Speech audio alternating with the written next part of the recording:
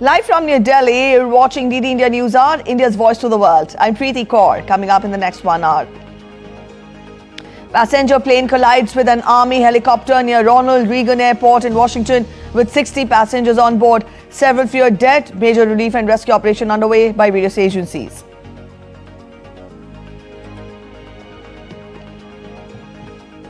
Setback for Canadian Prime Minister Justin Trudeau. A Canadian Commission report finds no definitive link of India's role in Khalistani separatist Nijjar Killing. Hamas to release more hostages on Thursday in the third phase of ceasefire deal with Israel. Fourth phase expected on Saturday.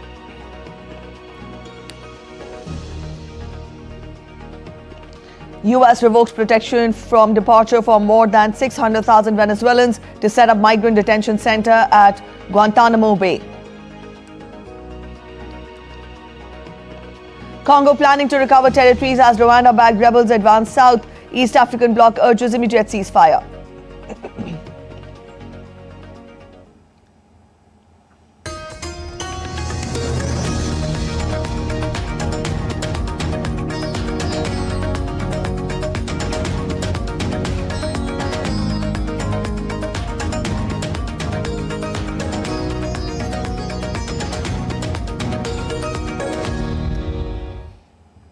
We begin with the breaking news coming in this morning from the US. A regional passenger plane from Kansas crashed into Washington's chilly Potomac River after colliding mid-air with a military helicopter near Reagan National Airport, prompting a major emergency response and grounding of all flights.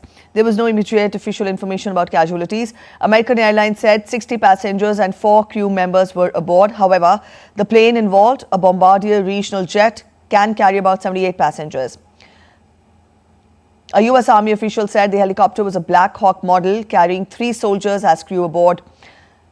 The Washington Post quoted unnamed sources saying that the police had started to pull multiple bodies from the Potomac River.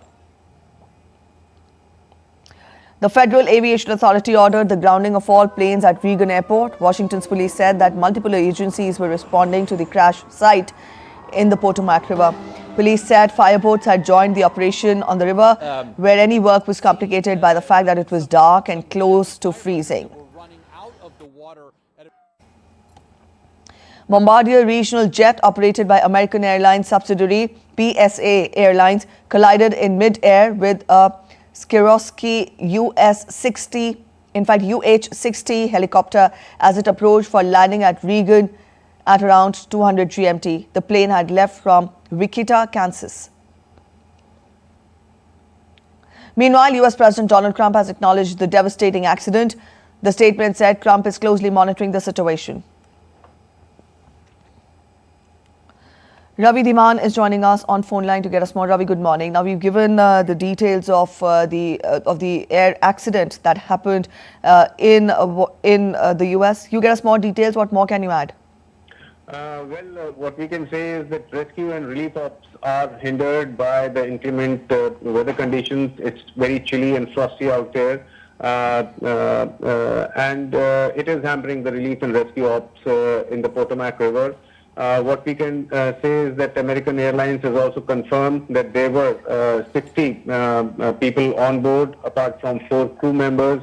They are awaiting more details. The Federal Aviation Administration has grounded all the flights from the Reagan Airport, and they have said that multiple agencies will be investigating. The National Transportation Safety Board, the NTSB, is also investigating the incident, and a preliminary report will be filed by the FAA within the next 24 hours. So, and the American Airlines has also posted on its X that they will be following up the investigations and will update the details as and when they are available with the airlines. What we can say is that, as we have told the viewers, that President Trump has also been briefed about this terrible mishap near the Reagan Airport. And apart from that, the rescue ops are going on. The Washington Metropolitan Police Department has also said that multiple agencies are coordinating the search and rescue ops in the Potomac River. And so far, according to the official estimates, they've not divulged any details of the casualties so far. But from what we can see, the mid-air collision and the plane going down the Potomac River, which is chilly and frosty at this time, it is fair that there will be multiple casualties in this incident. Ravi, a passenger aircraft colliding with an army helicopter, with an army aircraft. This is not something very regular, or it is, very frequently witnessed. Get us more details as to how unprecedented did this happen? How does this unprecedented incident happen? One, and also we are getting inputs that the army helicopter was for a training purpose at that moment. Get us more. What are you further picking up, and also spell out more details on this? Well, it is intriguing, Preeti, that this collision could take place mid-air, so close to the airport. Remember, the airlines and the police department and all the agencies are saying that the plane was about to land at the Reagan airport, so it was descending. It was on the final descent. The airport is near the Potomac River, where the aircraft has fell. All the aircrafts in modern aviation are equipped with high quality, highly sensitive radars. The military of the helicopter was a military helicopter, so we have reasons to believe that military helicopters have even more powerful radars. So it is quite intriguing that these two planes and a helicopter could collide mid-air. The visibility was not very bad because near the airport, it's a pretty well-lit area in Washington, D.C., and it's really intriguing. There are unverified videos which are being posted on the social media about the collision that has taken mid-air. A cursory glance even at that video can tell us that the two aircraft can be seen from a camera's lens. So it's quite intriguing that neither pilot of the commercial airlines nor the pilot of the military helicopter was not warned by the ATC authorities, or they did not see that another flying object was coming within their path, and the two planes collided exactly over the river. As the investigations proceed in this case and the details come out, the things will become clear, but right now it is quite intriguing and suspenseful, as such a collision, such a disaster could take place so close to the US Capitol Airport, and that too involving a military aircraft, military helicopter, which has more powerful radars, and a civilian aircraft, which obviously has a powerful radar. It was on the descent. The ATC must have been monitoring all the aircraft which take off and descend to touch down on the runways, and if the radars can warn them, if the radars are powerful, they really give out a warning signal. The ATC can see the two air bodies coming within close contact to each other, or coming within interchanging or intersecting the flight path of the other. All right. Yes, Ravi, this is in fact a deadly crash since 2001, when 92 people were killed in the US. But then what are the immediate reactions, or for that matter, it's too early to talk about the investigations, but then what are the authorities they're picking up? You are telling us that it is not very common, and it is indeed very intriguing. But then nothing can be, confirmed till the black box is found. But then what are the immediate reactions of the authorities there? I think the reason for the collision. I think they would probably put the reasons and the investigations to the back burner now, because the multiple agencies must be giving all efforts to enhance and fasten the relief and rescue ops. The primary objective will be to search and rescue as many people as possible. Remember, this is a winter season close to the January end, and it's quite chilly conditions there in Northern America and Northeastern America. And as we've been warned by the news briefs from US and on the wires. It's quite chilly and freezing in Potomac River. So the main priority right now for the entire administration and all the multiple agencies that are coordinating on the rescue and relief ops is to search for the passengers and the crew members and minimize the casualties. All right, Ravi, thank you so much for joining in with those details. That was our correspondent Ravi Dhiman spelling out more on the big breaking news that is coming in from the US this morning. A regional passenger plane collided with a military helicopter in Washington, D.C. and it crashed into Washington's chilly Potomac River. Though it is a little too early to talk about the investigations, our correspondent does tell us that the investigations, the multiple agencies there are trying to evaluate the crisis, and also relief and rescue efforts are currently on. We'll keep you updated once the developments take place and once more details are out. Also, still coming in from US in a major development there, President Donald Trump has signed the Lakan Act, named after a Georgia college student tragically murdered last year. Trump administration also ended the extended protection for Venezuelans and facility at Guantanamo, and is also being prepared to serve as a transit for detention center for illegal migrants. Let's listen into this detailed report by Aarti Rana. US President Donald Trump signed a bill on Wednesday ordering the pre-trial detention of undocumented migrants charged with theft and violent crime. Lakan Riley Act is named after a 22-year-old Lakan Riley, a nursing student who was killed last year by an undocumented immigrant from Venezuela. This is Trump's first piece of legislation since he returned to power. Under the law I'm signing today, the Department of Homeland Security will be required to detain all illegal aliens who have been arrested for theft, burglary, larceny, shoplifting, assaulting a police officer, murder, or any crime that results in death or serious injury. In addition, for the first time ever, this act gives state governments the ability to sue the federal government for immediate injunctive relief if any future administration ever again refuses to enforce the immigration laws of the United States, like happened before.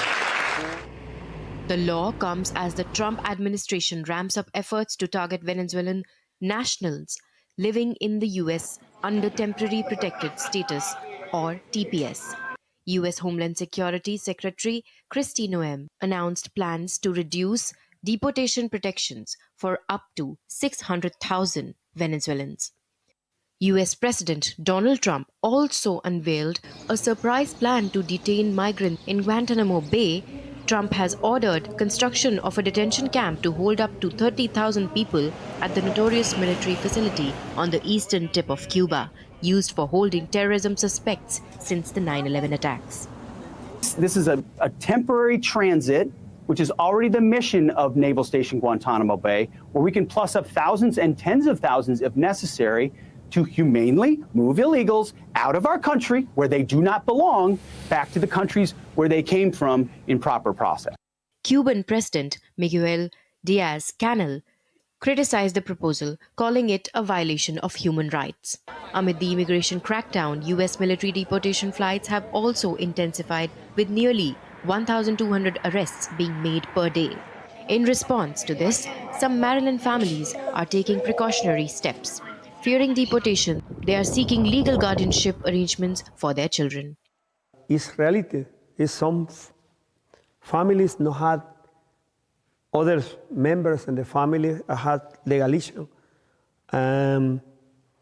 For me, it's broken and sad, but it's inspiration. I took the decision, said, you know, had somebody help, I am ready for you. I'm mature and support.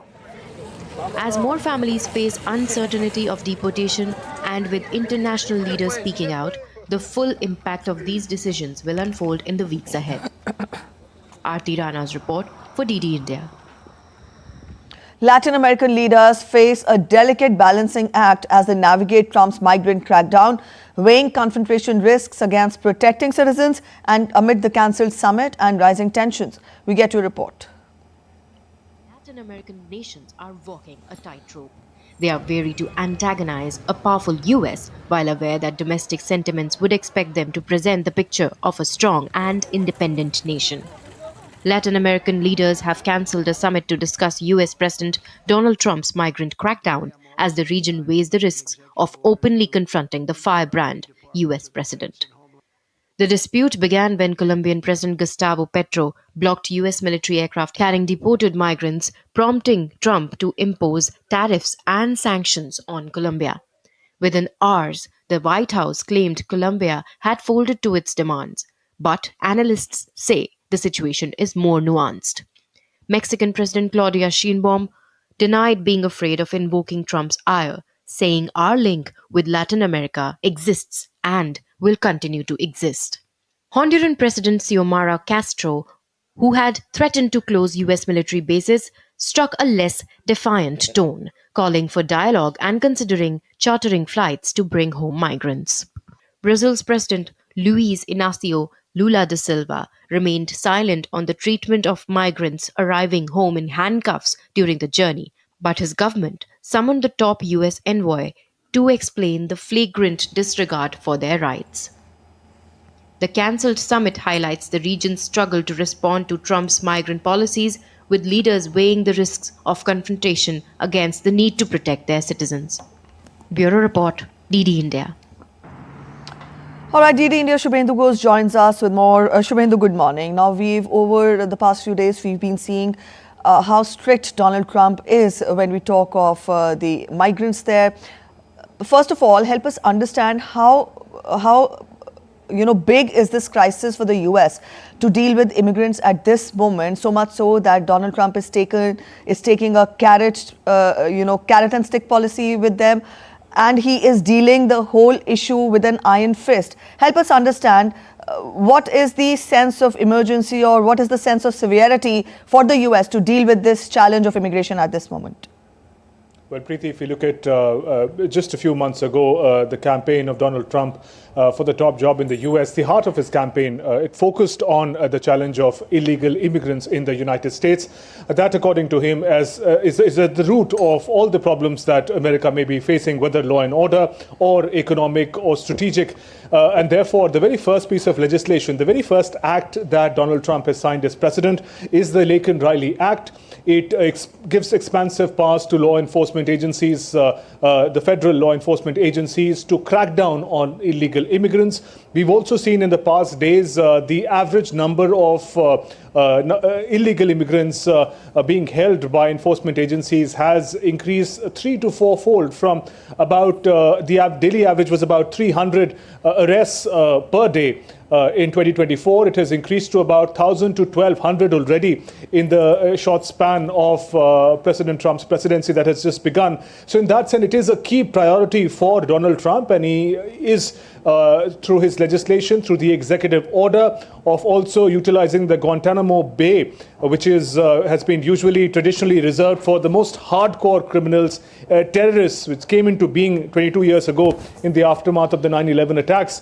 He's keeping that place now for what he calls the worst of the illegal immigrants. So in that sense, we see the priority of Donald Trump's administration playing out in different ways, all targeting the idea of getting America rid of the illegal immigrants. The number, the last census says, stands at about 11 million undocumented migrants in the United States. Preeti? Shubhendu, you've talked of how big this issue is for the administration there in the US, but taking such stringent measures against the immigrants, to what extent will it help curb this challenge, this challenge which the US is facing at this time? We have reactions coming in from different nations, from Latin American nations, about the way Donald Trump is dealing the issue. Put all this together, how do you evaluate it? Well, to put it simply, Preeti, when we say there are 11 million illegal immigrants in the United States, not everyone is a criminal, not everyone has committed a federal crime. There are many, in fact, who are part of the American economy. They do the jobs that many Americans wouldn't like to be engaged in. So in that sense, to paint all immigrants as criminal is problematic. But the kind of crackdown that is happening in America at the moment, we note that the number that I mentioned, about 1,000 to 1,200 arrests per day, even the Trump administration has given out details that almost 50% of them do not have any criminal background. However, the crackdown is part of Trump's broader agenda of furthering his political currency of making sure that America achieves freedom from these illegal immigrants.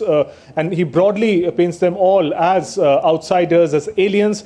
The Guantanamo Bay, its reference itself has become controversial. As I mentioned, that it has usually been reserved for the most hardcore of criminals. Guantanamo it's geographically part of Cuba, but a 100-year-old lease agreement between US and Cuba gives America the right to have a naval base there.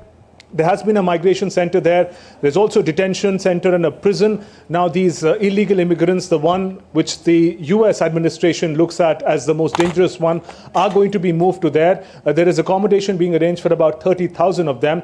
And this is exactly the reason why we see the furor that we see, especially from Latin America countries from where most of these illegal immigrants traditionally come to the United States. However, the challenge and the promise that Donald Trump has made to the American people on the issue of immigration is an ambitious one. The manner in which he carries it out is going to be in focus both by his supporters as well as human rights observers. All right, Shubhendu, thank you so much for joining in with those inputs. And now turning focus to Canada, a Canadian Commission report has found that no definitive link to a foreign state was proven in the killing of Canadian citizen Hardeep Singh Nijjar, undermining Prime Minister Justin Trudeau's allegations of Indian involvement. The report, titled Public Inquiry into Foreign Interference in Federal Electoral Processes and Democratic Institutions, was released on Tuesday. In the report, Commissioner Marie-Jose Hogue said, and I quote, "This may have been the case with a disinformation campaign that followed Prime Minister's announcement regarding suspected Indian involvement in the killing of Hardeep Singh Nijjar, though again no definitive link to a foreign state could be proven." In September 2023, Justin Trudeau claimed Canada had credible evidence that Indian government agents were involved in Nijjar's murder in British Columbia. In June 2023, this had led to a diplomatic row, with both the countries expelling each other's diplomats. As part of the third hostage prisoner swap between Israel and Hamas, 3 Israeli captives will be released today. 2 women, civilians Arbel Yehud and military observer Agam Berja, have been named, along with an 80-year-old Gandhi Moses, as the Israelis are set for the release. 5 Thai nationals will also be released along with the hostages. In an exchange for the Israeli hostages, 110 Palestinian prisoners are being freed from Israeli jails. Their release is part of third such exchange since the ceasefire came into effect on 19th of January. 7 women have already been freed in exchange for more than 290 Palestinian prisoners held in Israeli jails. A 4th hostage release involving 3 male hostages is expected to take place on Saturday. The 2 sides are currently implementing the first 42-day phase of the agreement, which should see 33 hostages freed.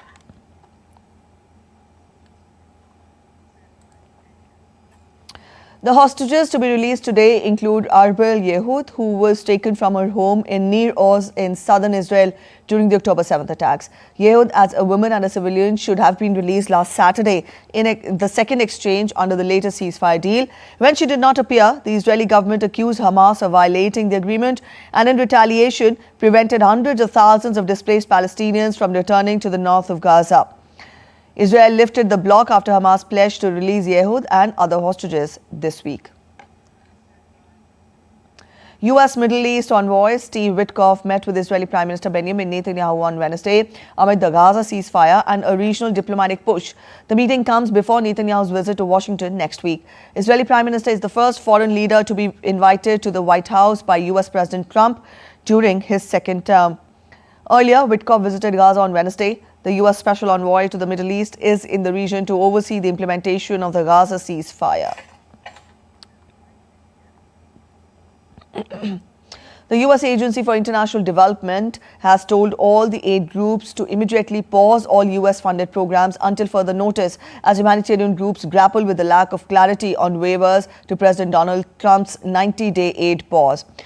All the agency's payments have also been stopped, according to U.S. Treasury data. The agency made no payments on Tuesday for the first time since the fiscal year began on October 1st. USAID on Monday paid out $8 million and last week a total of $545 million. Just hours after taking office on Jan 20th, Trump ordered a 90-day pause so foreign aid contributions could be reviewed to see if they align with his America First foreign policy. The U.S. is the world's largest aid donor. The State Department then issued a stop work order on last Friday for all existing foreign assistance and paused new aid, sparking a steady stream of individual notices to aid groups and UN agencies telling them to halt specific programs. U.S. Secretary of State Marco Rubio has issued waivers for emergency food aid, life-saving medicine, medical services, food shelter and subsistence help and supplies.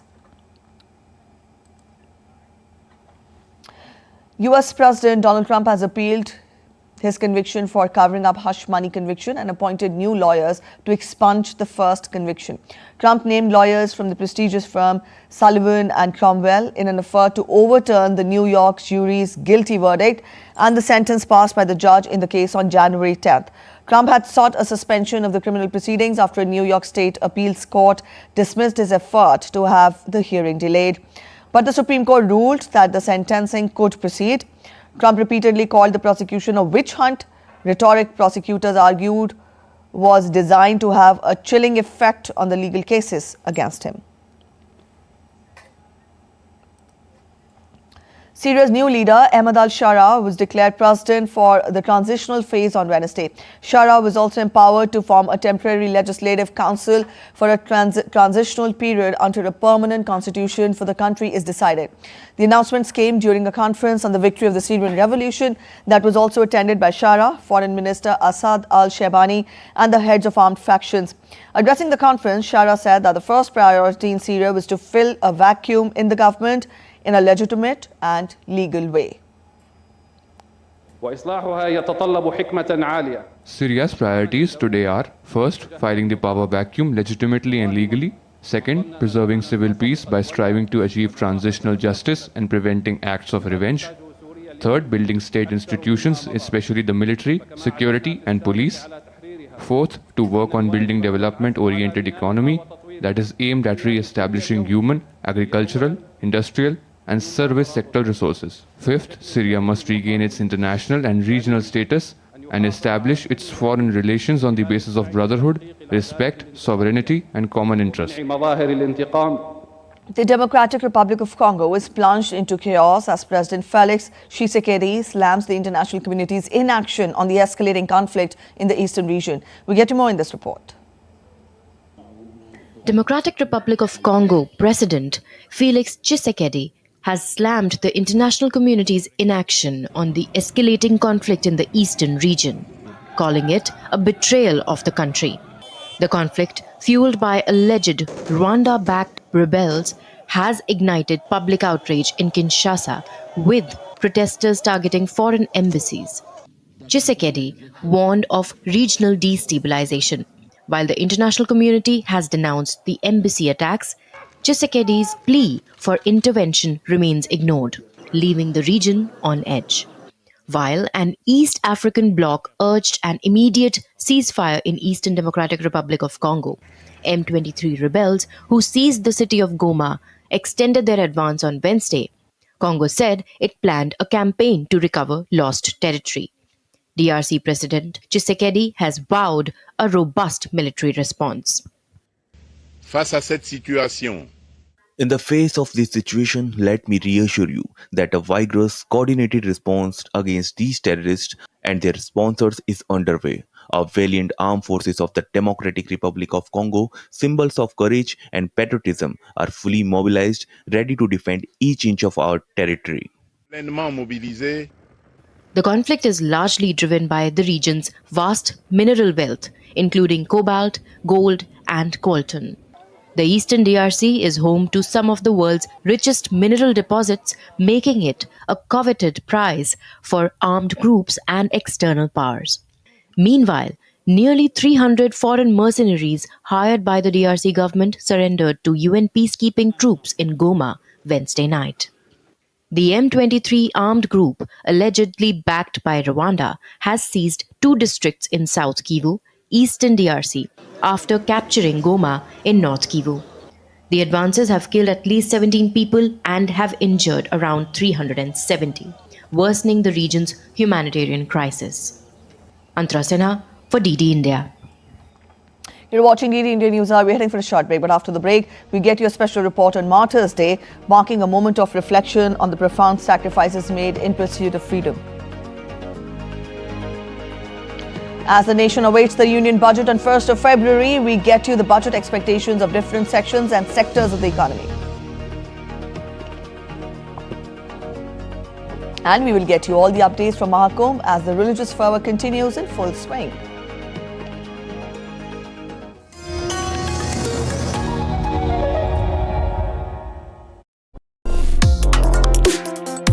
Complex issues, hidden agendas, twists and turns, strategic games. We think all dots are linked. We just need to connect them. Join me every week as I connect the dots to unravel hidden designs in statecraft, mysteries, and decode issues that matter to you. Watch Connecting the Dots with me at these times on DD India.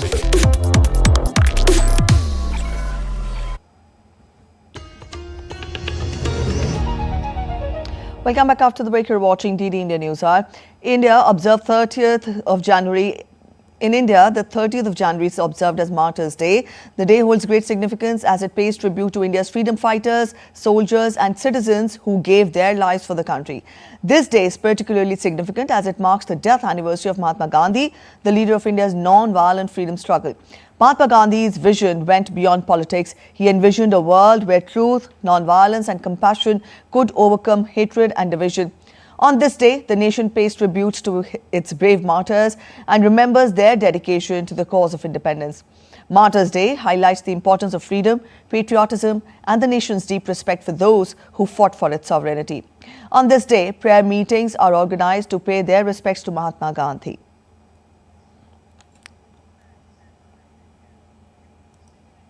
Union Finance Minister Nirmala Sitharaman will present the Union Budget 2025 in the Indian Parliament on 1st of February. And now we take a look at budget expectations from various sectors.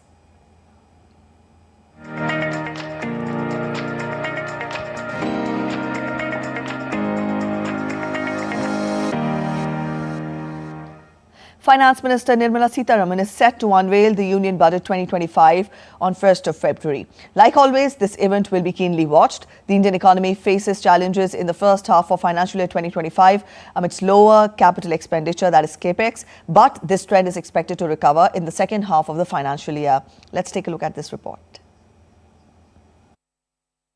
Finance Minister Nirmala Sitharaman is set to unveil the Union Budget 2025 this week on February 1st. Industry experts believe the government should project a 10% growth in capex for financial year 26.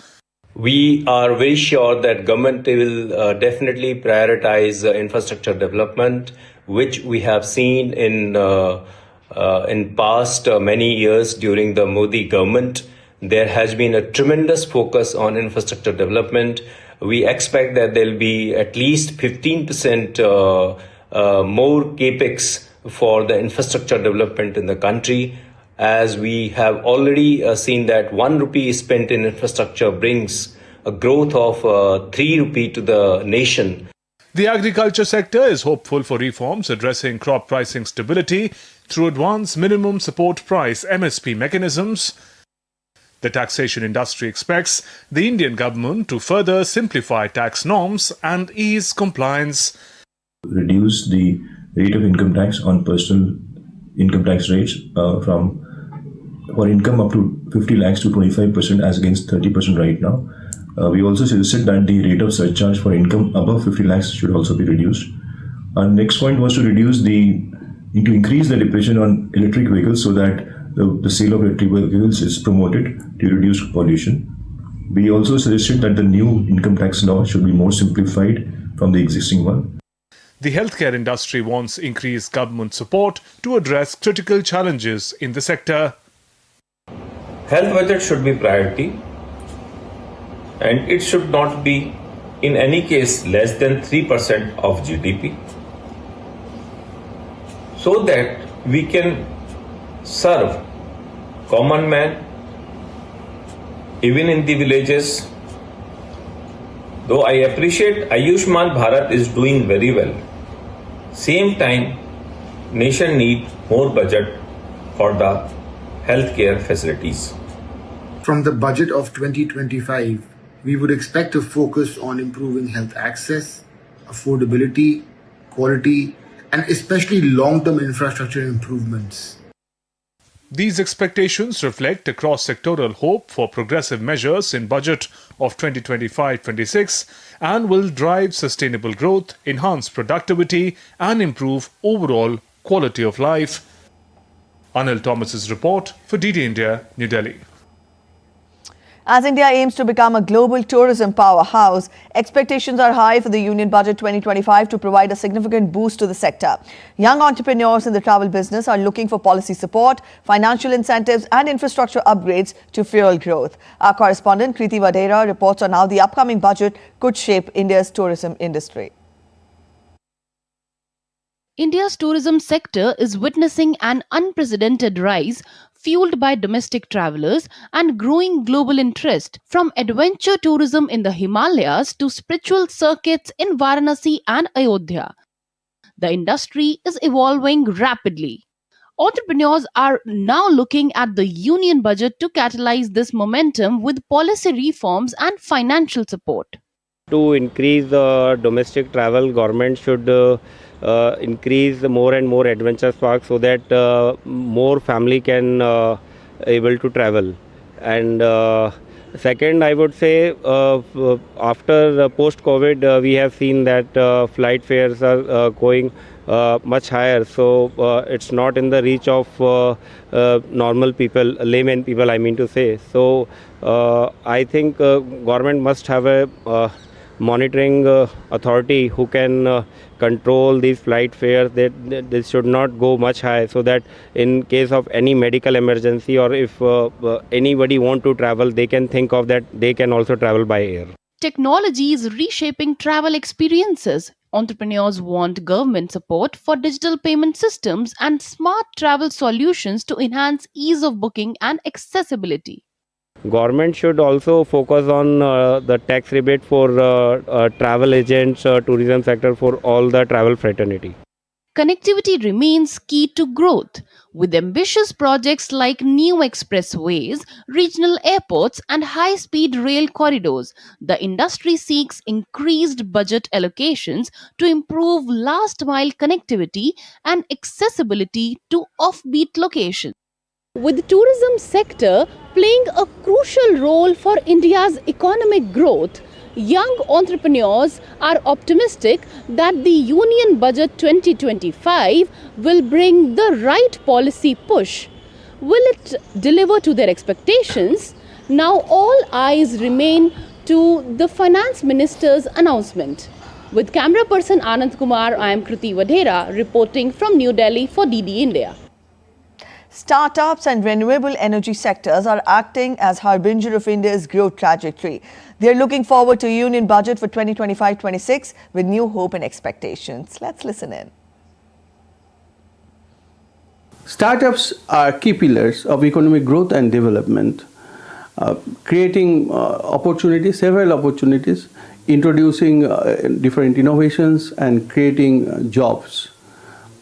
We have Choitali Das with us. She herself an entrepreneur and running a startup on jute. Madam, what's your expectations from general budget? I think the GST part can be reduced a bit. I don't deny that we are supposed to pay the tax. But at the same time, for startup, I think we can have a little tax incentive as an encouragement. Yeah. Madam, as you know, Prime Minister Narendra Modi himself is encouraging for the growth of startups because he believes that startups are adding new dimensions to growth. Right. So what do you say of it? Particularly, do you believe that this budget will give further impetus to the startups, In that regards, when our Prime Minister is encouraging the startups, the youngsters are encouraged to come forward with their innovative solution. Like for instance, with my jute, we have innovative ideas. Constantly we do R&D, mixing jute, making a vegan wool, woolizing jute, then jute with denim, jute with water hyacinth. So those are the combination that we are doing. And jute is a geofabric. It is used for soil erosion, geotextile, for road construction. Yeah, so many things actually. There is a potential which can be, uncovered by the new age.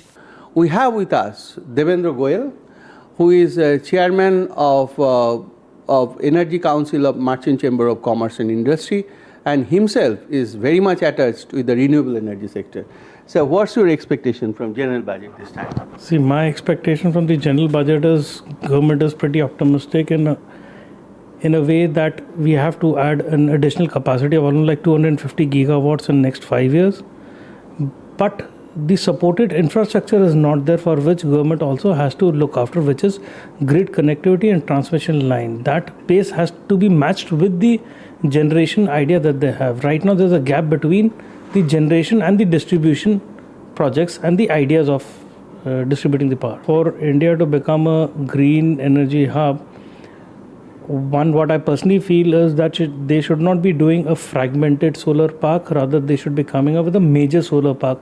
So instead of inviting bids for 1 megawatt, 2 megawatt solar parks, they should look at inviting bids for 30, 40, 50 megawatt of solar park, so that we have an integrated infrastructure of grid connectivity, of transmission line. That will help in reducing the cost, it will help in better efficiency, it will help in better transmission of the electricity. All round expectations are there that this time Union budget will be for the growth centric. Prime Minister Narendra Modi is encouraging the renewable energy sector and the startups to get integrated with the development and the progress of the country. This is Anibrata Bhattacharya for DD India from Kolkata. Tripura, a state in northeast part of India, possesses tremendous potential from the growth point of view. With the Union Budget 2025 to be presented on 1st of February, the state expects for a slew of measures to accelerate growth engine of this diminutive state. Let's take a look. The central government has in recent years opened up many avenues for economic development of rural people, especially women and youth in the state of Tripura. The government has been consistently providing financial support to the farmers through schemes like Pradhan Mantri Kisan Samriddhi Yojana. In order to further boost the state's economy, economists and civil society feel that Tripura has a huge potential to explore tourism economy, which needs more focus to excel. Tripura, along with the entire northeast, can be an educational hub. Particularly for Tripura, this year budget attains a special importance owing to the developments in Bangladesh. The local economy is linked in a big way. The emerged scenario has had its effect in the domestic market, in the hospitality sector. A lot of people used to use Tripura as a transit. That has come down. Trade has decreased. So obviously, we need something which is going to revive the economy. For decades, the state's capital, Agartala, has been used as a transit point by Bangladeshi people who visit India for medical tourism and business purposes. Experts view the very trade relation need to be strengthened and expanded. If the border remain insecure, then so many illegal activities like smuggling of drugs and cross-border criminal activities, infiltration, this must be stopped because these otherwise affecting our Indian societies. With the government's Act East policy, Tripura and the entire northeast is heading on the path of development. However, the prevailing instability in the neighboring country has led to drastically downsize the passenger movement and also trade volume. In order to overcome the losses and give the much needed economic fillip, people in Tripura are expecting for SOPs for the state in the Union Budget 2025. The uncertainties in the neighboring Bangladesh has become a cause of concern for the people of Tripura. All right, we'll get to that report in a while from now, but we will cut live across to the Raj Ghat, where we can see Prime Minister Narendra Modi is at Raj Ghat, and he will be attending the inter-religious prayer on the occasion of 77th death anniversary of Mahatma Gandhi and also the Martyrs Day ceremony. Up on your screens, we are getting you the coverage from Raj Ghat in the national capital every year. And a Sarv Dharm Prarthana is organized at the Raj Ghat to commemorate the sacrifices which the freedom fighters have made in pursuit of freedom. 30th of January every year is observed as the Martyrs Day, Shaheed Divas. It is the death anniversary of Mahatma Gandhi, and 2025 marks the 77th death anniversary of Mahatma Gandhi. And here we see Prime Minister Narendra Modi paying tributes, it being Shaheed Divas. Defence Minister Rajnath Singh, along with the service chiefs of the armed forces, the three armed forces are present, and also an interfaith prayer meeting is being held to mark Shaheed Divas in the national capital.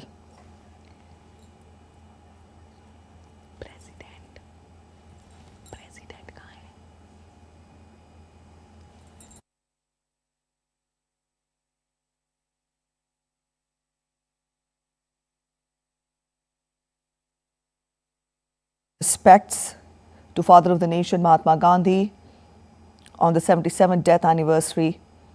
The day is observed at Martyrs Day as Shaheed Divas in India.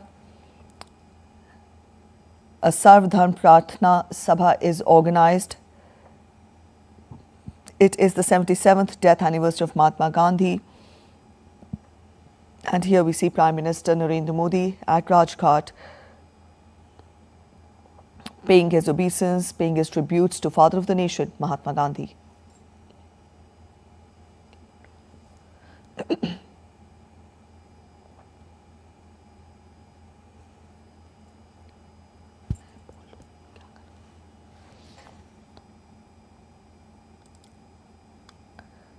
th of January every year is observed as the Martyrs Day. This date, in fact, holds significance, it holds historical importance as it marks the death anniversary of Mahatma Gandhi, Father of the Nation. In the year 2025, the 77th death anniversary of Mahatma Gandhi, Father of the Nation, is marked, and here we see Prime Minister Narendra Modi at Raj Ghat paying his tributes to Father of the Nation.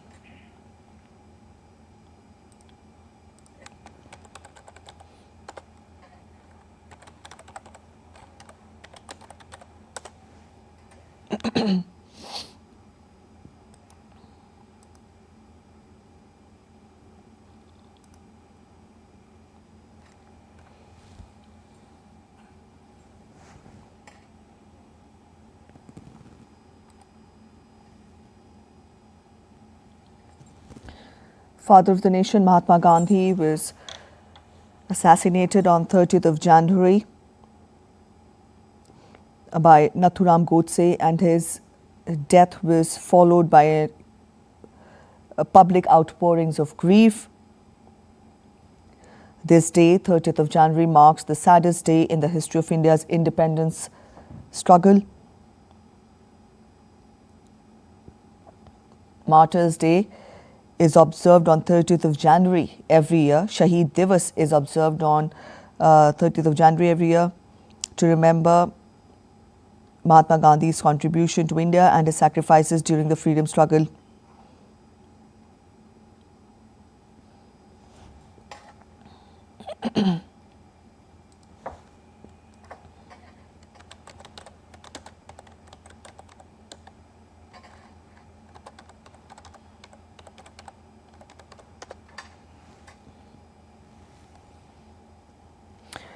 We all know Mahatma Gandhi as the father of the nation, who contributed to India's independence, human rights, and the non-violent protest. And rightly, he is considered father of India.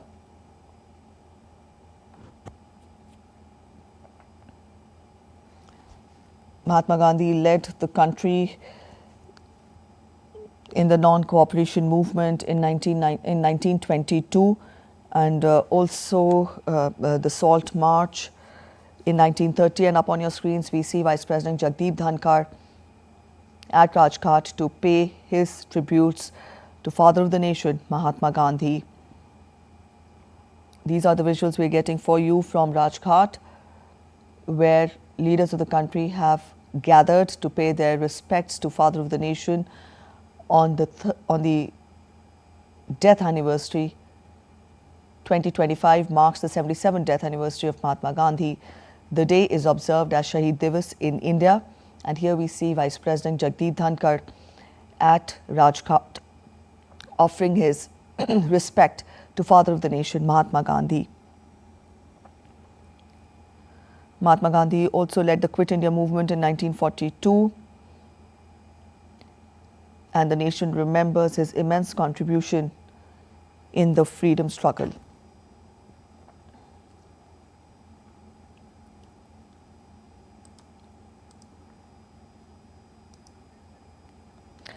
And on your screens, we see President Draupadi Murmu arrive at Raj Ghat to pay her respects to Father of the Nation, Mahatma Gandhi.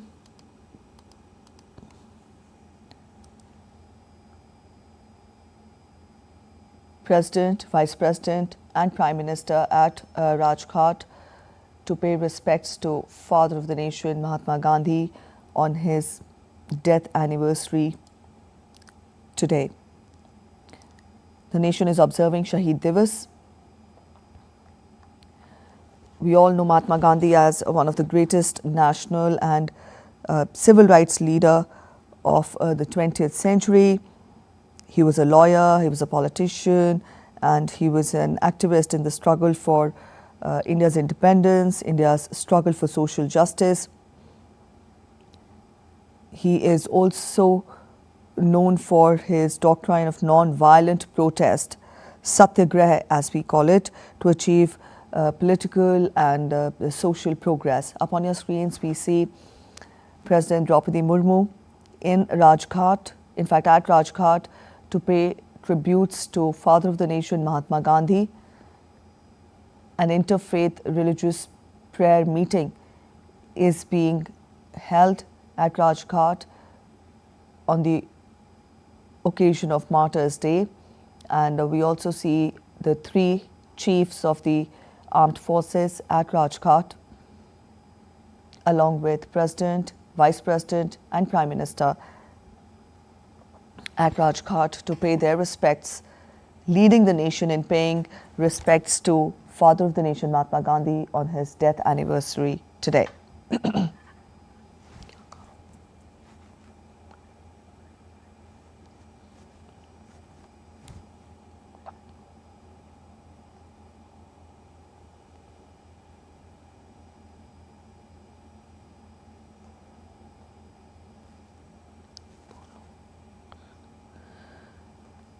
Mahatma Gandhi is known in India as the father of the country. He is also remembered for his non-violent means of working for social justice, his ability to bring the conflicting groups together, his acceptance of all faiths.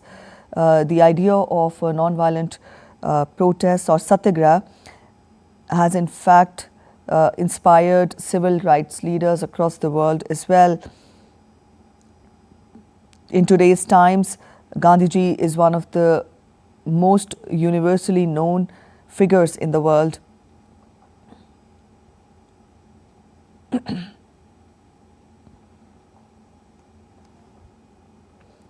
He is revered in unifying a nation historically divided across religions and ethnic lines.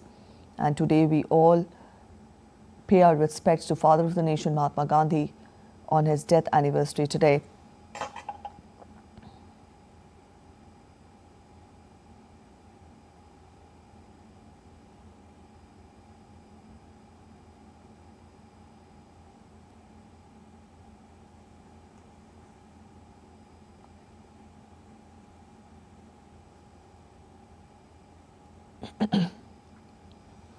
With his non-violent means, with his non-violent protest, he won the affection and loyalty of millions of people, not just in India, but also across the world. However, in 1948, January 30th, 1948, he was assassinated, and the day is observed as Martyrs' Day. 2025 marks the 77th death anniversary of Mahatma Gandhi, Father of the Nation. And these are the visuals we're getting for you from Raj Ghat. President Draupadi Murmu, Vice President Jagdeep Dhankar, and Prime Minister Narendra Modi are at present at Raj Ghat to pay their respects to Father of the Nation Mahatma Gandhi on his death anniversary today.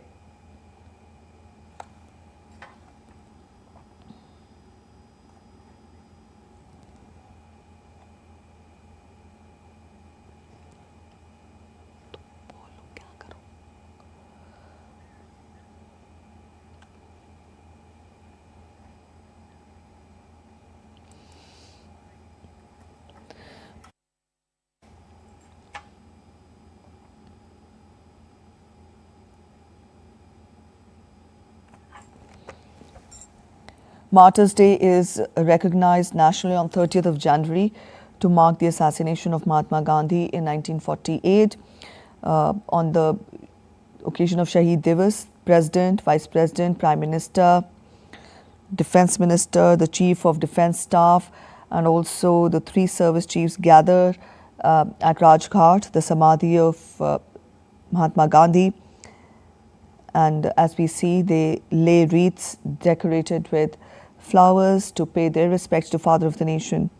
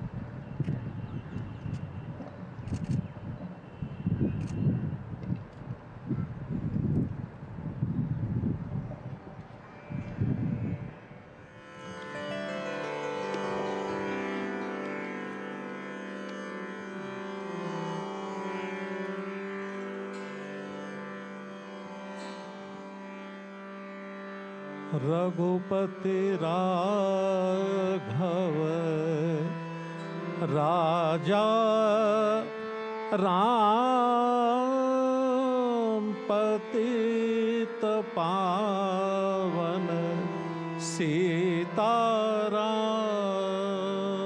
ईश्वर अल्लाह तेरो नाम सबको सन्मति दे भगवान।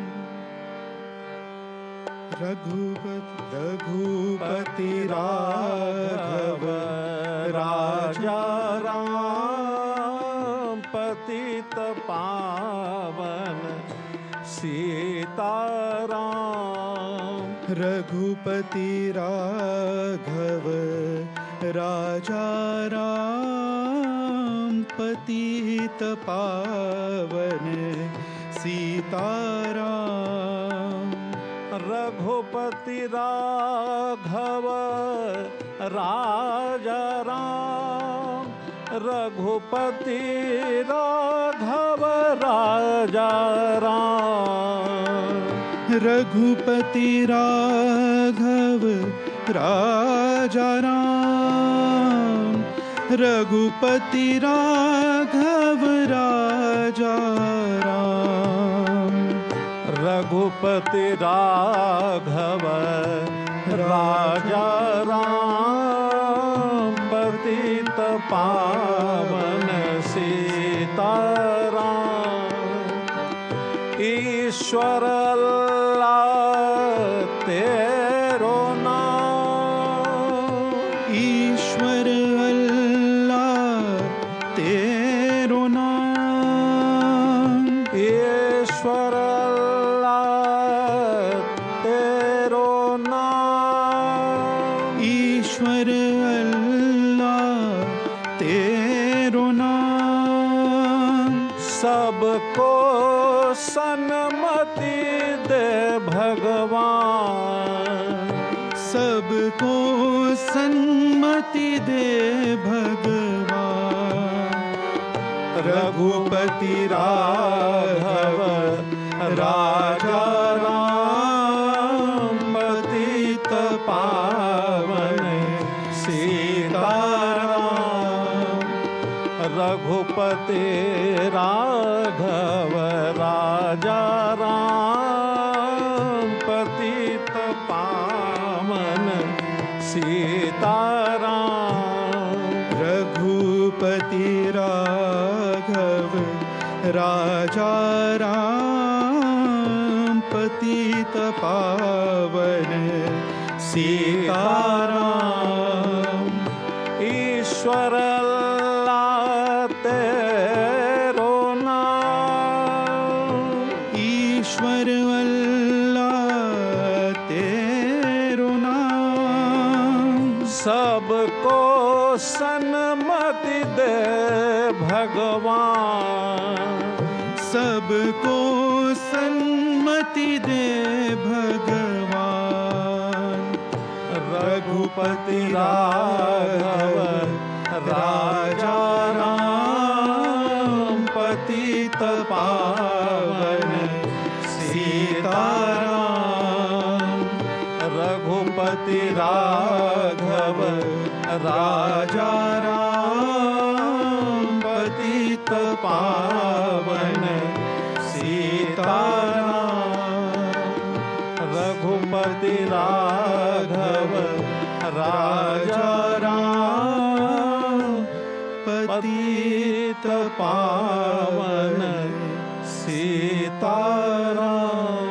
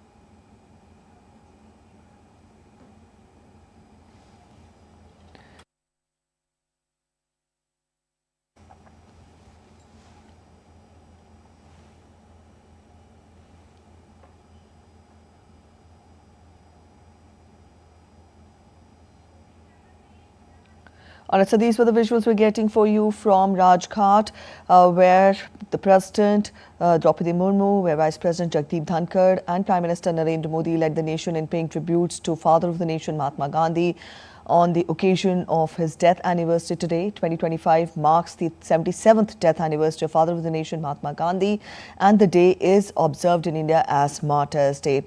An interfaith religious prayer meeting is held at Raj Ghat every year to mark the Martyrs Day, and here we saw President, Vice President and Prime Minister pay their respects to Father of the Nation, Mahatma Gandhi, on his death anniversary today. Up next, we're heading for a short break. You're watching DD India News Hour. Stay with us.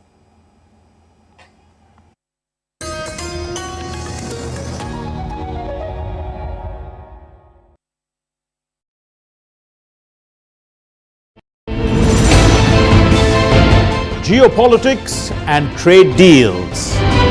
Economic challenges amid development. Hard work and the path to prosperity. It's the economy always. Between walkers, money is what money does and says. Supply creates its own demand. Between the bulls' pulls and bears tears. When supply chains globalization and India rises to the podium. We'll get you centered with the economic brief at 8 p.m. every Thursday on DD India.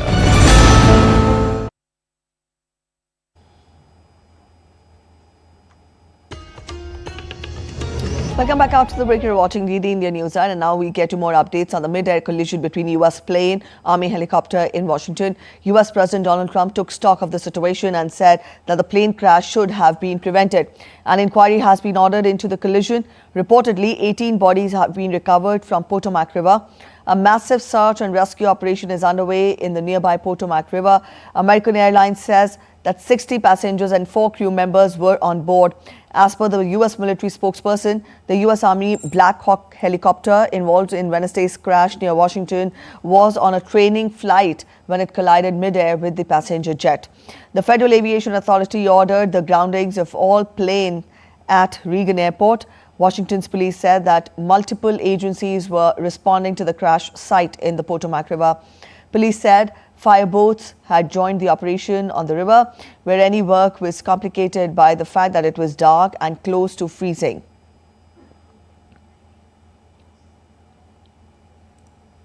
And we get to the latest from Mahakumbh, the largest gathering of humans on the planet.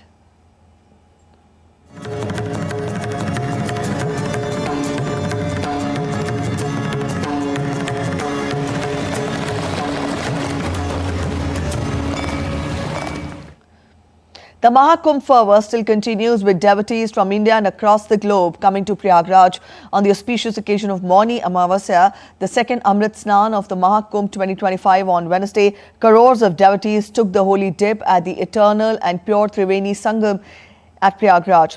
This was the first time that the saints, Naga sannyasis and akharas broke the historic tradition of performing their first dip at the Sangam. In the light of the circumstances, the akharas postponed their Brahma Muhurat Amrit Snan and allowed the devotees to take the first dip. Once the situation normalized, the akharas followed their grand Amrit Snan tradition symbolically. The popularity of the Mahakumbh and its cultural heritage is being recognized globally. Foreign devotees visiting the Mahakumbh were deeply impressed by India's culture, and alongside their holy dip in the Ganga, they experienced India's religious and cultural tradition.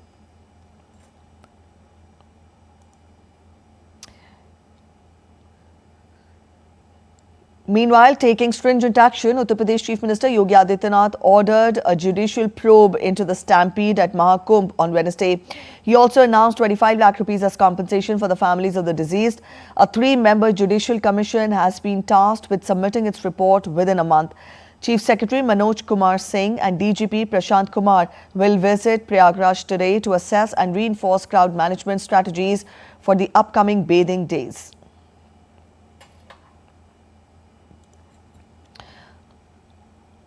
Updates from the world of business now. Meta has agreed to pay President Donald Trump $25 million to settle a 2025 lawsuit he filed, claiming that he was wrongfully censored by Facebook and Instagram after the U.S. Capitol riot.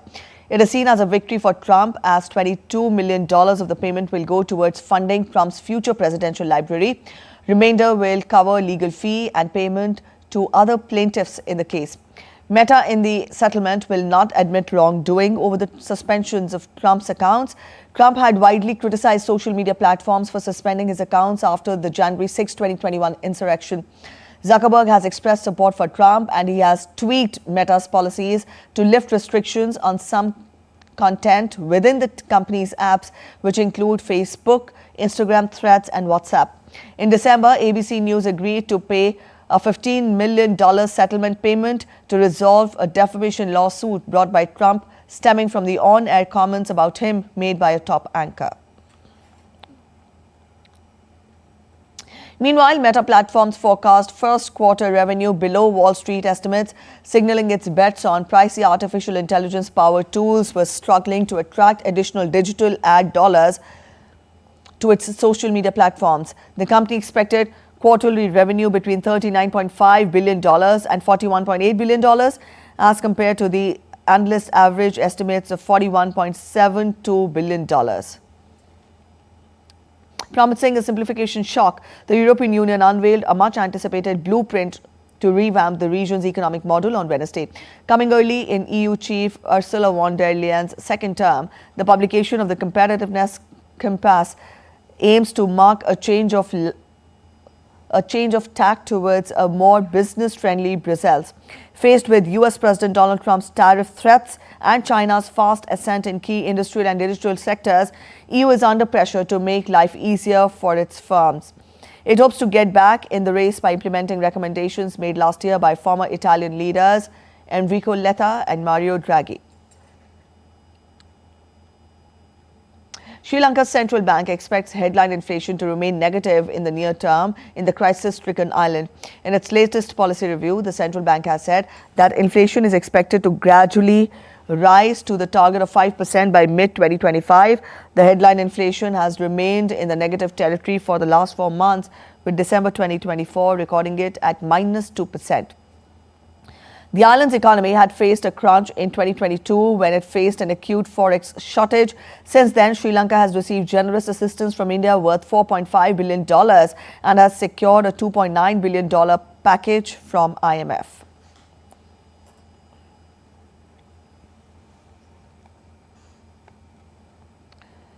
And now we turn focus to sports updates. First, golf, a field of 108, including two-time US Open champion Bryson DeChambeau and 12 other live gold regulars, including India's one of the top golfers, Anirban Lahiri, will team it up at the inaugural edition of the $2 million International Series India from January 30th at the DLF Golf and Country Club in India. We'll get more on this report. The DLF Golf and Country Club in India will be the setting for a historical occasion when the International Series India kicks off on January 30.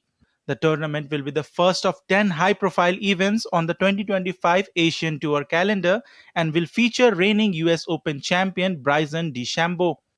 DeChambeau, who will tee it up alongside his Crushers GC teammate and Indian golfer Anirban Lahiri, will be the first reigning major champion to compete on the Indian subcontinent, having won the 2024 US Open.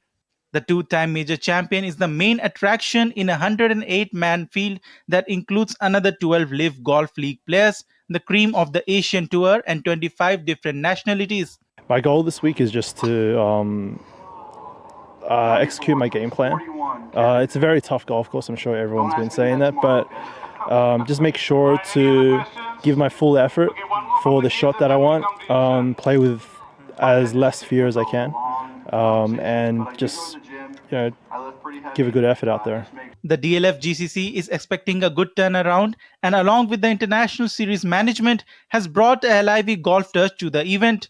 Honestly, this is the best track in India, DLF Golf and Country Club. Everybody looks forward to coming here, whether it's Indians or international players. This is the best host club. I'm a big fan of Shubhankar Sharma. He's obviously our star Indian player. So he's really great, and everybody out here also would be rooting for him. And apart from that, there are other players as well. But me being a Bryson fan, I'm also going to support for him. The International Series India presented by DLF is the first tournament on the LIV Golf-backed series to be played on the subcontinent.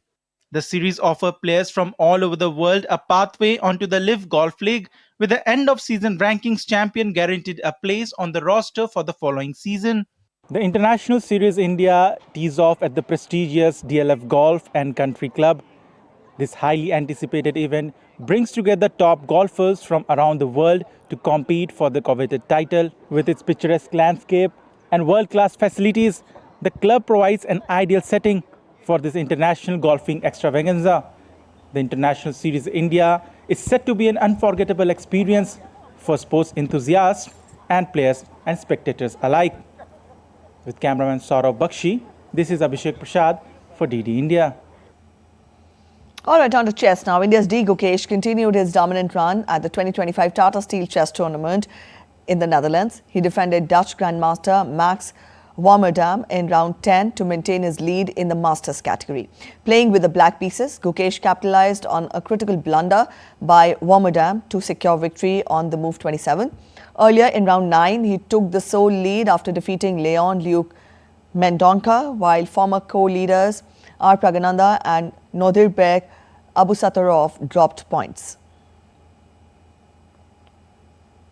In the Hockey India League, the stage is all set for the semi-finals following the conclusion of the league phase on Wednesday. Tamil Nadu Dragons came from behind to hold UP Rudras 2 each in a thrilling final Pool B fixture. Dragons eventually beat Rudras 3-2 in the penalty shootout to book a semi-final against Bengal Tigers in Rourkela on Friday. On the other hand, Surma Hockey Club also sealed its place in the semi-final after defeating Bengal Tigers in shootouts. Surma triumphed 3-0 in the shootouts after playing out a 1-each draw with Bengal Tigers in regulation time. Surma Hockey Club will face Hyderabad Tufans in the second semi-final on Friday. In cricket, Virat Kohli has returned to the Ranji Trophy for the first time in 13 years.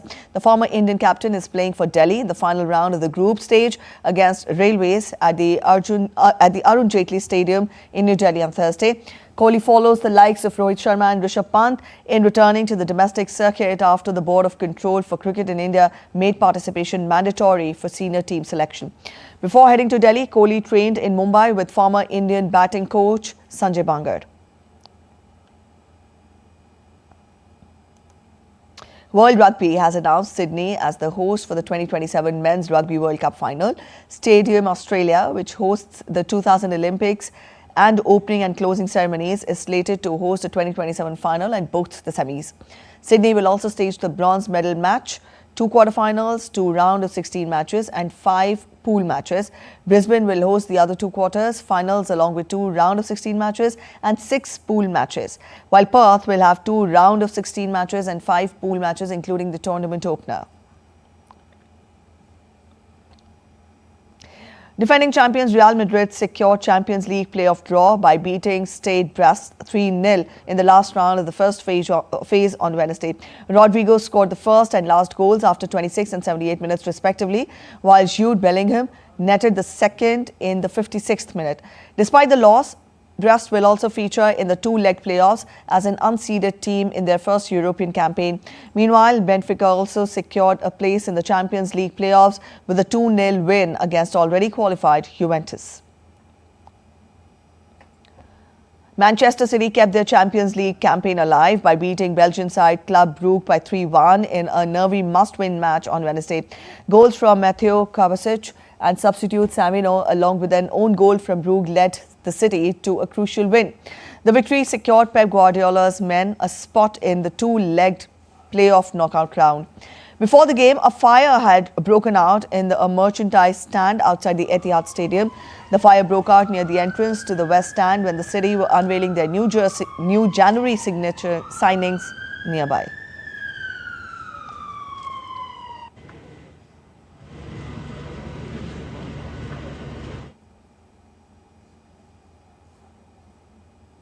Barcelona secured second place in the Champions League on Wednesday after being held to a 2-each draw by Atlanta.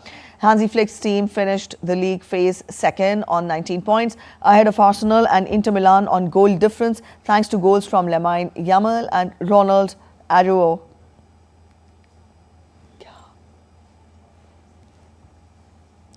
Five times winners, Barcelona had already secured their round of 16 berth last week through a dramatic 5-4 win at Benfica. Atlanta slipped down to 9th in the standings and will play in the 2-leg playoff round.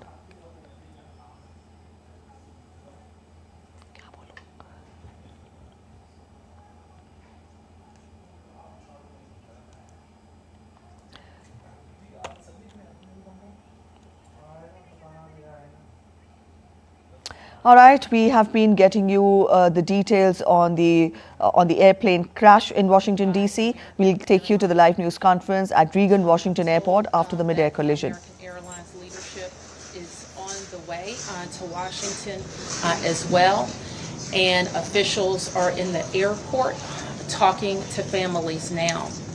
We do have a 1-800 number where families should contact us. Should contact American Airlines for more information, and we will be providing that information shortly.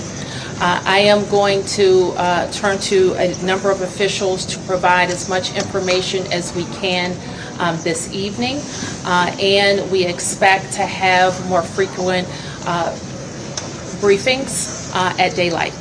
So with that, I'm going to turn to Secretary Duffy. Thank you, Mayor Bowser. I think for all of us, we want to extend our thoughts and prayers to those individuals who were impacted by the events tonight, their families. We know this is a very difficult time for all of them. I want to join the mayor and everyone here to extending our thank you to the first responders who, again, in very difficult situations and environments are out there searching and attempting to rescue. Tonight, I spoke with President Trump and his team in the Situation Room. I had a conversation with Secretary Pete Hegseth as well, and then with the Kansas delegation and the mayor and others in leadership, as well as Governor Youngkin from Virginia and Governor Kelly from Kansas. From the Department of Transportation and FAA's perspective, we are going to offer full support to those on the ground, to the mayor, but also to the NTSB, who is going to be conducting the investigation in this matter. We are going to provide all the support that's necessary. Mayor. So with that, I want to ask Chief John Johnley from DC Fire and EMS to provide an update. Good evening, everyone. I'm John Donnelly, Chief of DC Fire and EMS. This evening at 8:48, an alert was sounded, initiating a large regional response to a report of an aircraft crash on approach to the airport. This response includes first the Metropolitan Washington Airports Authority's Fire Department, the District of Columbia Fire Department, the Metropolitan Police Department, and the U.S. Park Police to respond into the area and to sort that out. At 8:58, the first units arrived on the scene and found an aircraft in the water and began rescue operations. This incident has grown. There's currently about 300 responders working. We have boats from all throughout the region, police and fire boats. We have a mutual aid agreement in Washington, D.C., the National Capital Region Mutual Aid Agreement administered by the Metropolitan Washington Council of Governments, and we're all operating under that. We're operating under a unified command. Everybody's together. So we also have requested state police helicopters from Maryland, and the Coast Guard helicopter is working. So this is a state and federal response as well. U.S. Coast Guard's got some boats in the water as well. So it's a highly complex operation. The conditions out there are extremely rough for the responders. It's cold. They're dealing with relatively windy conditions. Wind is hard out on the river. So they're out there working. We're doing everything we can to keep them safe. And with that, I'm going to turn it back to the mayor. And Chief Bonnet from MWA. I'm Rick Bonnet, Fire Chief of MWA Fire and Rescue. Our units, as Chief Daly already alluded to, at 2048, we received an alert from the FAA tower of an aircraft incident involving a commercial aircraft and a helicopter. Our units immediately responded and deployed 3 boats and immediately called for mutual aid resources. Again, as Chief Donnelly said, this is an active operation that's going to last many hours as we continue to work through recovery efforts and rescue operations. This will be ongoing for quite a while. Our thoughts and prayers are with the families and our communities, and we appreciate all DC's support to our agency and our federal partners. So with that, I wanted to turn to the senators who are from Kansas who wanted to say a few words. First, Senator Moran, and then Senator Marshall. Mayor, thank you, and Mr. Secretary, thank you, and to our first responders, thank you very much for all that's taking place here. I'm Jerry Moran. I'm a United States Senator from Kansas, and I chair the subcommittee and Commerce Committee on Aviation. So we have really a serious and sad circumstance that we want to be here to be helpful, and we're praying that our responders are safe and the folks who are on that flight are recovered. The circumstance I would describe is that I know that flight. I've flown it many times myself. I lobbied American Airlines to begin having a direct nonstop flight service to DCA. That flight has been in existence about a year. And it is certainly true that in Kansas and in Wichita in particular, we're going to know people who are on this flight, know their family members, know somebody. So this is a very personal circumstance as well as an official response.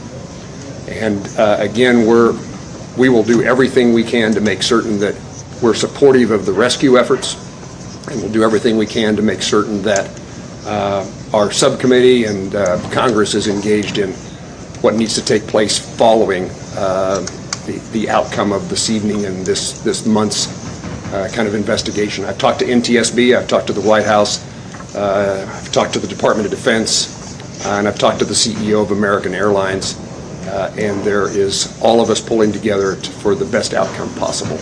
I'm honored to be here with my colleague, Senator Marshall, as we try to make certain that we care for those certainly back in Kansas that were on that flight. But it's a reminder that there are people here in Washington, D.C., and this region, in Virginia and Maryland, and many places else that fly to and from Kansas.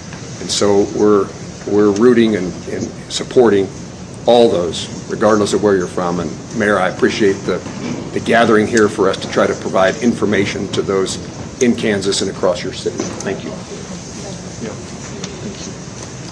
Thank you, Senator Moran and Mayor, Secretary. You know, when one person dies, it's a tragedy, but when many, many, many people die, it's an unbearable sorrow. It's a heartbreak beyond measure. And I know Senator Moran and I are here just to say we care. We wish that there was more we could do, but unfortunately there doesn't seem much at this time. I want the folks to back home to just know that we care, that we love them, and that this is a time when we'll have to join arms together and help each other out. We've been through things like this before, through tornadoes and floods and things, but it's really hard when you lose, you know, probably over 60 Kansans simultaneously. And I don't want to forget the pilots and the flight attendants, you know, who are do their job, and the military personnel we lost. You know, all those lives are so valuable, and it is such a tragedy that we lost them. You know, I think often in times like this, I try to find a scripture that, you know, is apropos, and this is from the book of Psalms. It says, "The Lord is close to the brokenhearted and saves those who are crushed in spirit." Certainly we're crushed in spirit tonight. We mourn with the families who lost loved ones, and we truly are joining them in prayer and wrapping our arms around them in love and compassion. Thanks for everybody for coming out tonight. Thank you for your thoughts and your prayers. So certainly I speak for the people of Washington, 700,000 of us who are extremely sorry for the families who are experiencing loss tonight. And so we want you to know that we will continue to work with American Airlines to share information as frequently as possible and make sure that we're getting accurate information out to the public. But my sorrow for all of the people and crew on the plane and our military personnel on the helicopter is very deep. I do want to turn to Jack Potter, who is the CEO of our Airports Authority, responsible for Reagan National Airport and Dulles International Airport, to talk to you about how the airport responded and what's going to happen next. Good evening. As was said, I'm Jack Potter, the President and CEO of the Metropolitan Washington Airports Authority. Thank you all for being here tonight and under these very, very grim circumstances. First of all, I want to let you know that we're providing support to all the families who are involved. American Airlines has established a phone number for them to reach out. That's been published, but let me repeat it. It's 1-800-679-8215. So families of folks that were on the plane are asked to contact them. We did have folks who were at the airport to pick up loved ones, and so American has set up a center in their in their lounge at the north end of the airport, and we've directed the families there, and there are folks there counselors there to work with the families. We did have aircraft that were in the air. They were diverted to Dulles Airport, some 19 aircraft. We had personnel, United and others had personnel. We want to thank WMATA for extending their hours on the Metro to make sure that those folks were accommodated. Right now, as was said earlier by the chief, we're in a rescue mode. We will continue in that rescue mode. I want to thank all of the mutual aid responders, all the counties, the district, folks from Maryland and Virginia. Everybody's on site doing the best they can, and numerous boats out in the water right now. NTSB is on site. I want to thank all of the folks behind me, the secretary, the mayor, the 2 senators for all of their support, and we're going to continue to work through the night. I do want to make an announcement. People are, concerned about what's going to happen in the morning.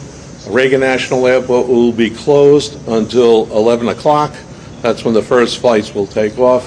But we're going to continue to do our best and work through this situation over the course of the night, and we hope to have more news as it develops. But for right now, it's a very difficult situation out there with the cold.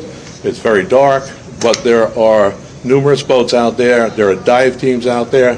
So again, we'll continue to work this situation, and I'll turn it back to the mayor. Thank you very much. Thanks for that This update. is the multi-agency press conference that is being held at Reagan Washington Airport. Remember, this is after the crash which happened yesterday, the mid-air collision between a passenger plane and a Black Hawk military aircraft, wherein there was loss of lives. And also we had the multi-agency press conference here where different stakeholders talked about the rescue operations, and also different agencies who are involved in the rescue operations talk of the ongoing process with regard to rescue operations, and also what all is being done to ensure the relief operations continue. Added to this, Donald Trump has also taken stock of the situation, and he has on social media expressed his condolences and has also called this a bad situation.